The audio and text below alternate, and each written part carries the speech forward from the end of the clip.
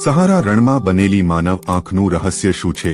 આ આંખ એટલી મોટી છે કે મુંબઈ જેવા 3 શહેરો સરળતાથી તેમાં સમાઈ શકે છે. આ આંખ શા માટે અને કયા કારણોસર બનાવવામાં આવી હતી? ચાલો એને સમજવાની કોશિશ કરીએ.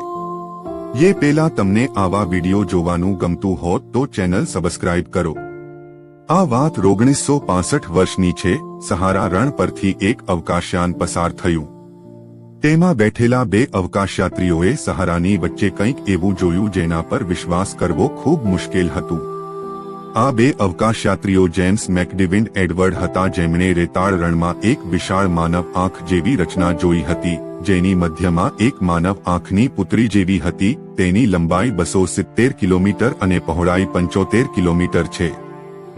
તેનો કુલ વિસ્તાર 18,500 ચોરસ કિલોમીટરથી વધુ છે.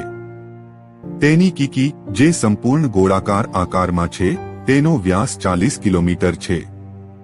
આ અનોખી અને રહસ્યમય રચના ખૂબ મોટી છે.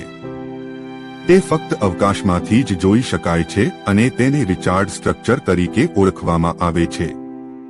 તમે વિચારી રહ્યા હશો કે તે એસ્ટેરોઇડની મોટી ઘટના નિશાન છે, પરંતુ વાસ્તવમાં એવું નથી, કારણ કે એસ્ટેરોઇડની ઘટનાના કોઈ પુરાવા મળ્યા નથી.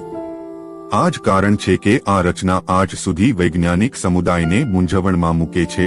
હજારો માઇલમાં ફેલાયેલા રણમાં અનોખી અને સંપૂર્ણ ગોળ રચના કેવી રીતે બનાવવામાં આવી તે આપણે જાણતા નથી, પરંતુ ઇતિહાસના અંધકારમાં ખોવાયેલા એટલાન્ટિસ શહેરનો નકશો મળી આવ્યો છે અને તે સહારા જેવો જ છે.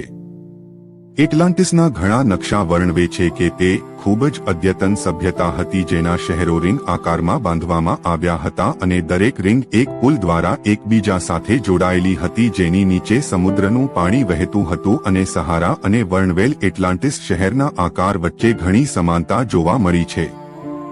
જ્યાં સુધી તેના સ્થાનનો સવાલ છે, 2500 વર્ષ પહેલા ગ્રીક ઇતિહાસકાર હેરોડોટસે તે સમયના વિશ્વનો નકશો બનાવ્યો હતો. તેમાં આફ્રિકાના વેશમાં એટલાન્ટિસ નામના શહેરનો ઉલ્લેખ છે. જો આજના વિશ્વ નકશા સાથે આની સરખામણી કરવામાં આવે તો એટલાન્ટિસનું સ્થાન રિચાર્ડ સ્ટ્રક્ચરના સ્થાન સાથે બરાબર મેળ ખાય છે. ફક્ત આ નકશો જ નહીં, પરંતુ રોમન જિયોગ્રાફિક કંપનીએ 2000 વર્ષ પહેલા વિશ્વનો નકશો પણ બનાવ્યો હતો. આમાં એટલાન્ટિસ નામનું એક શહેર પણ હેફરી એકવાર એટલાન્ટિસનું સ્થાન આજના રિચાર્ડ સ્ટ્રક્ચર સાથે મેળ ખાય છે. જો રિચાર્ડ સ્ટ્રક્ચરને જમીન પરથી જોવામાં આવે તો તેના રિંગ્સ એટલા મોટા છે કે કોઈને અંદાજ પણ નહીં આવે કે તે તેમની વચ્ચે ઊભો છે. પુરાતત્વવિદોને અહીં કોઈ પુરાવા મળ્યા નથી જે સાબિત કરે કે 12,000 વર્ષ પહેલા અહીં માનવ સભ્યતા હતી, પરંતુ બીજી બાજુ રિચાર્ડ જેવી બીજી કોઈ રચના વિશ્વમાં ક્યાંય જોવા મળી નથી. આ જ કારણ છે કે તે વિજ્ઞાન માટે એક રહસ્ય રહે. રિચાર્ડ સ્ટ્રક્ચર ઉપરાંત સહારા રણમાં ઘણા બધા રહસ્યો છુપાયેલા છે. સહારાનું નામ સાંભળતા જ આપણને ક્યારેય ન સમાપ્ત થતા રેતીના ટેકરાઓ અને સૂર્યની પ્રચંડ ગરમીનો વિચાર આવે છે, પરંતુ પૃથ્વીના ઇતિહાસમાં આપણે એટલો જ લીલોતરીનો સમય જોયો છે. પરંતુ વાસ્તવમાં હજારો કરોડો વર્ષ પહેલા આ સ્થળ સમુદ્રમાં હતું. લાખો વર્ષોથી આ સમુદ્રના વજનને કારણે તેના તળિયે ચૂનાના પથ્થરનો એક સ્તર જમા થયો છે. સમય જતાં જ્યારે નવા ખંડો બન્યા અને સમુદ્ર અદૃશ્ય થઈ ગયો, ત્યારે પહેલીવાર પવનો આ થીજી ગયેલા ચૂનાના પથ્થરના સ્તર સાથે અથડાવા લાગ્યા અને ચૂનાના કણો ફેલાવા લાગ્યા અને ટૂંક સમયમાં આ માર્ગ રણમાં ફેરવાઈ ગયો. આ ફક્ત રણ જ નહીં, પરંતુ સમગ્ર સહારા રેડની રચનાની વાર્તા છે. જ્યાં ચૂનાનો પથ્થર હતો ત્યાં એક વિશાળ રણ બન્યું અને જ્યાં રેતીનો પથ્થર હતો ત્યાં નારંગી રંગ લાલ થઈ ગયો. આશ્ચર્યજનક વાત એ છે કે સહારા રણ હંમેશા આવું નહોતું. વૈજ્ઞાનિકોએ અહીં રેતીની અંદર એવા છોડ શોધી કાઢ્યા છે જે આજે સહારાની કઠોર પરિસ્થિતિઓમાં ઉગી શકતા નથી.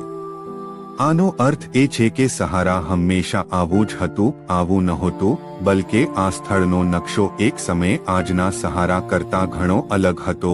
જો કે વૈજ્ઞાનિકોએ લાંબી શોધ પછી જે અટકળો લગાવી હતી તેમાં ઘણા સિદ્ધાંતો આપવામાં આવ્યા હતા અને સાબિત થયું હતું કે સહારાનો આ વિસ્તાર સમુદ્રથી ઢંકાયેલો હતો. ધીમે ધીમે ફેરફારો આવવા લાગ્યા અને આ વિસ્તાર વિશ્વના સૌથી મોટા રણમાં ફેરવાઈ ગયો.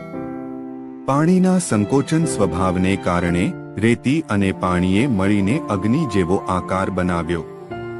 પાછળથી તે સહારાની આંખ તરીકે જાણીતું બન્યું, પરંતુ હજુ સુધી એ સંપૂર્ણપણે સાબિત થયું નથી કે આ વાદળી આંખો કેવી રીતે અસ્તિત્વમાં આવી. જો કે આ એકમાત્ર આંકડો નથી.